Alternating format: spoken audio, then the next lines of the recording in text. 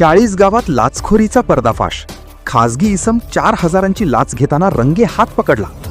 खरेदी खत व सूची क्रमांक 2च्या प्रमाणित प्रती देण्यासाठी 9,000 रुपयांची लाच मागणाऱ्या खासगी इसमाला धुळे लाचलुचपत प्रतिबंधक विभागाने रंगे हात पकडले.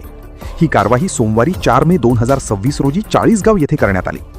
सुनील शिवदास निकम उर्फ नाना वय 47 राहणार आनंदवाडी 40 गाव असे अटक करण्यात आलेल्या आरोपीचे नाव आहे.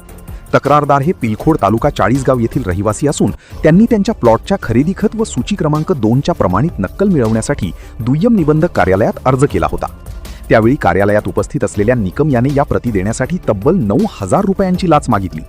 त्यापैकी 5,000 रुपये आधीच घेतले होते तर उर्वरित 4,000 रुपये नक्कल देताना द्यावे लागतील असे सांगितले होते.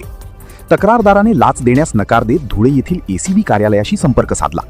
मिळालेल्या माहितीनुसार एसीबी पथकाने सापळा रचून पडताळणी केली असता लाचेची मागणी खरी असल्याचे निष्पन्न झाले.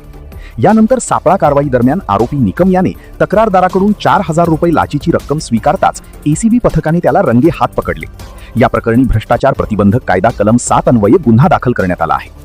ही कारवाई पोलीस उपअधीक्षक सचिन साळुंखे यांच्या मार्गदर्शनाखाली पोलीस निरीक्षक यशवंत बोरसे व त्यांच्या पथकाने यशस्वीरित्या पार पाडली.